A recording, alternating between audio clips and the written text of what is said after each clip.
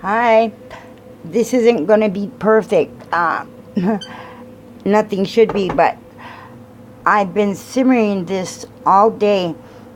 A really good friend brought it over, said that Jim needs protein. So it looked like just a really big fat pork chop. So I put it in water and I was simmering it, and stuffing came out. And here was a stuffed pork chop. So it worked out good. The stuffing can thicken the broth, and I put fresh baby spinach in there, and I'm gonna blend it all together. I might steal a piece of that meat though, 'cause it looks pretty good. So anyway, basically what I'm doing is I'm making, or I'm cooking. I'm trying to get as much protein as I can into my husband, Jim. I'm trying to get some, get him healthy again.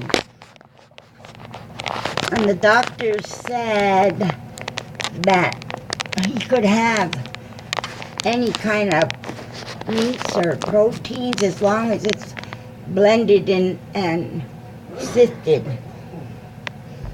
Okay, now I can't tell if that's on me. I hope so. I'm going to take a chance.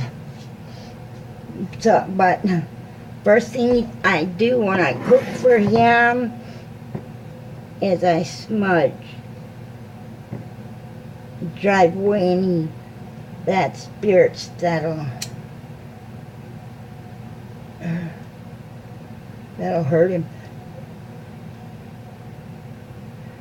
Okay, I'm not going to ask him to come in and smudge because he's laying down. He had his last radiation treatment today, and I've been really worried about him because he didn't do this.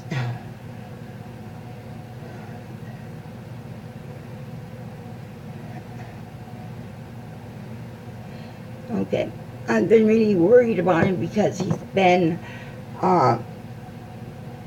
real lethargic, or like goofier than usual. I'm trying to see if I'm it got me in the picture, so I'm gonna assume it.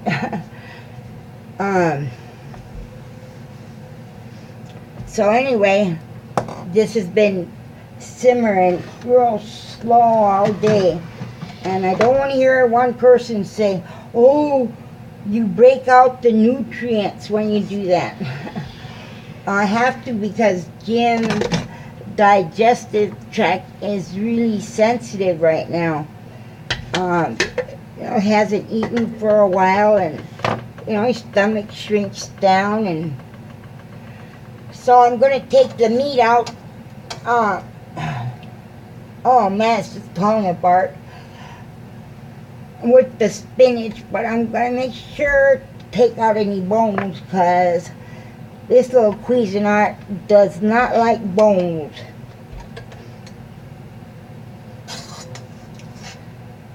Ooh, I think I'm going to keep a little bit of this for myself.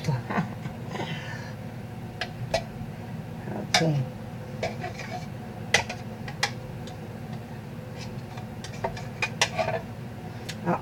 Just a bone. Another bone.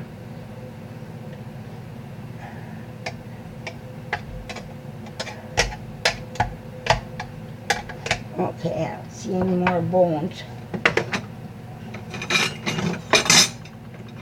But I don't know why things kind of chop and go better in this Cuisinart if it's got some liquid. If it's excuse me, if it's completely dry, it doesn't chop right. So excuse the noise.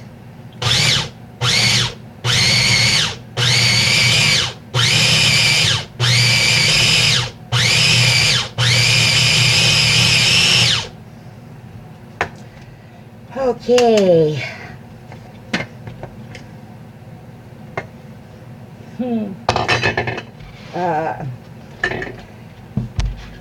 It looks like like a paste. So anyway, this is only the first step.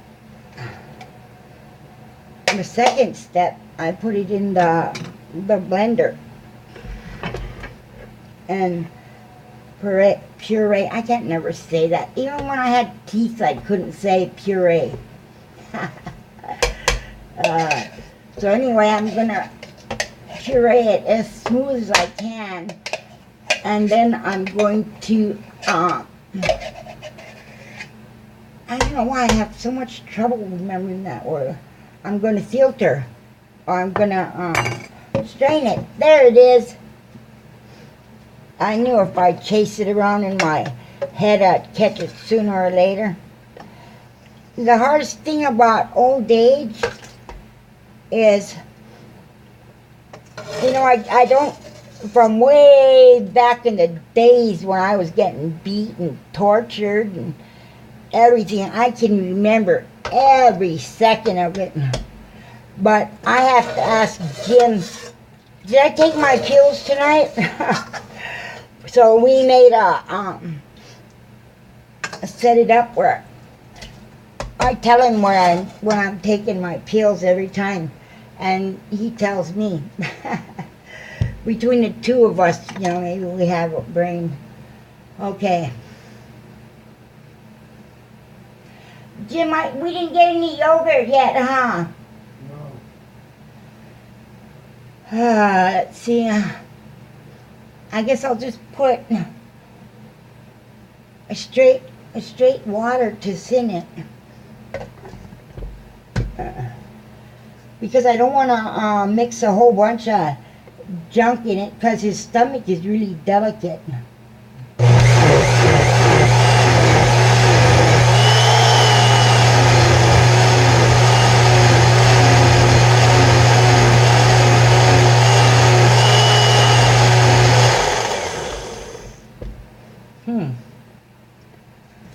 Let's see.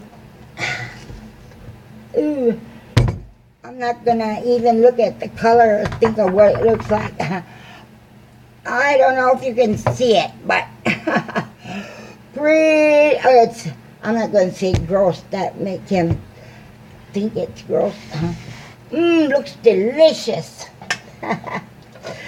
Okay, I'm gonna add the rest of this juice, but I'm keeping out a little piece of meat for me.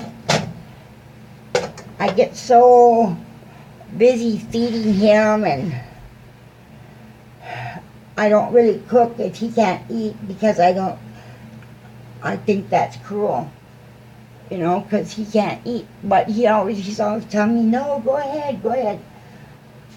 You know, so I just, you know, dig something up on the refrigerator like, I can't do that.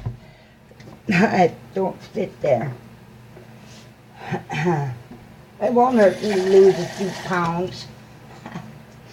In fact, it wouldn't hurt me to lose a lot of pounds. But it does hurt Jim for him to lose even a pound. Because, you know, he's fighting for his life, his body. They introduced a whole bunch of poisons. And then radiation. That's what's bad. That's all they can come up with to try to treat cancer, is to almost kill you.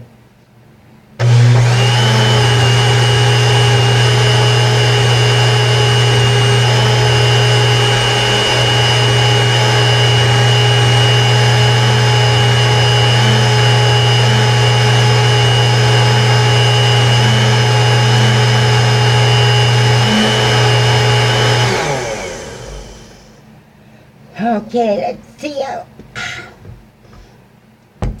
see how it came out. Ooh, perfect consistency. Ooh, this is ready to feed. You hear that, Jim? Your pork roast with gravy is ready to feed. The only thing is it's a little bit warm.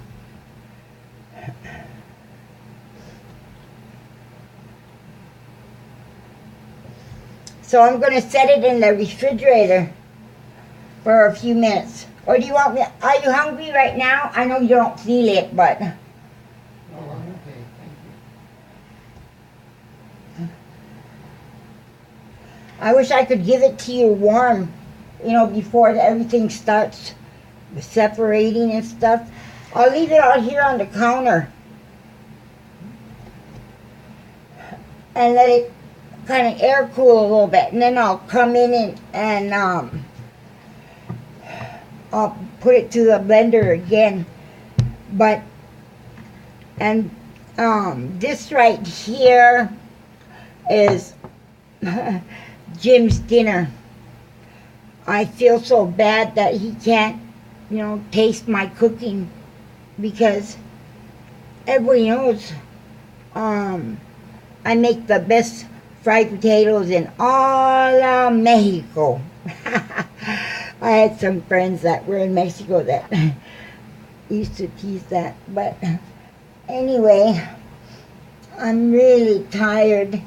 So I gotta let this cool and feed, I gotta strain it yet. And feed Jim, make sure the cat's fed, and hopefully I can fall over and get a few hours of sleep after I feed Jim. I don't mind at all, because he did all this for me. This is a labor of love. This is his life. This is Jim. And I'm not ready to let him go. I'm fighting with him. He said he wants to fight, so I'm fighting with him.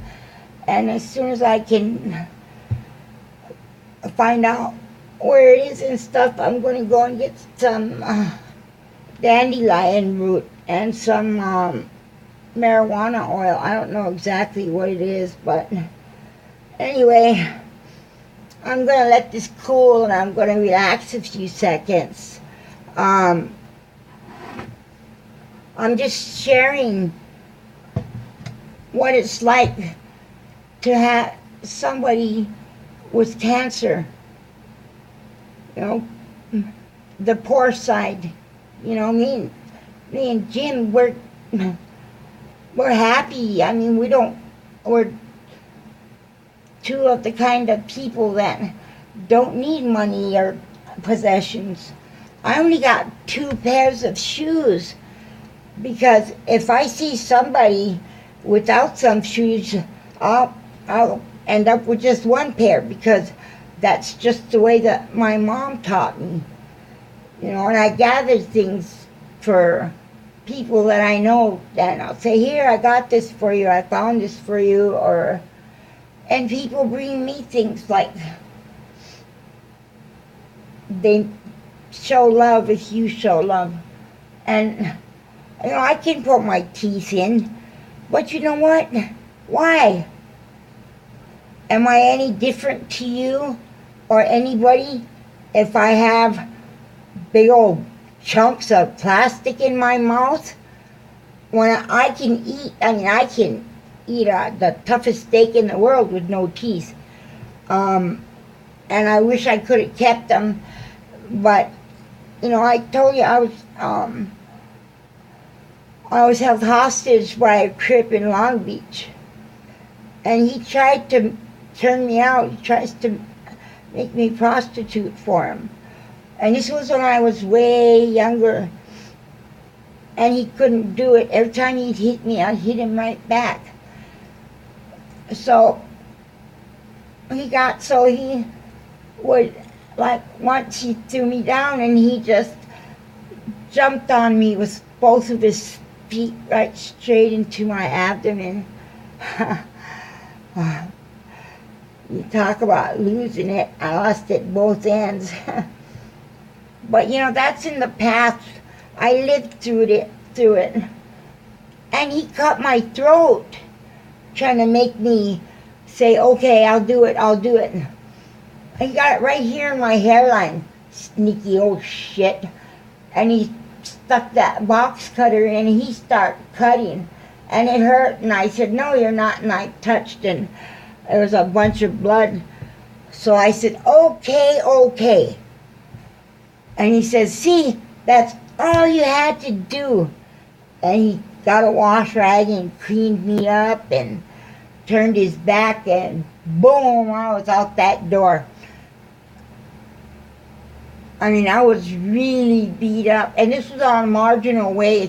It's anybody from Seattle in those kind of sleazy hotels or motels that you can rent by the night or whatever. But, you know, I got away. You know that he got so that to save face. See, because every time he hit me, I hit him back. Man, I got my dad. I got our Shambo blood. Man, I got some broken. I got strong blood in my veins. And the life I've lived, I'm fucking fearless. And it's Eddie Black Cloud Sr. You're my fucking nephew. You come around me, I'm gonna throw you over my fucking knee and tear you a new asshole. You learn some respect. You're a traitor on your own people. What's wrong with you? You're gonna be an outcast forever. So you're an outcast because of who your mother was.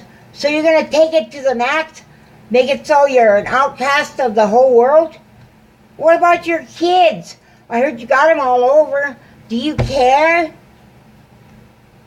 I'm sorry. I have no respect for you. But I'll tell you, this is the last time I am going to deal with or even mention your name. If any of those little bitches come at me, I've been documenting everything. Bring it on. Because I'm not scared. I'm here with my husband who's fighting cancer like everybody knows. But you guys don't know me.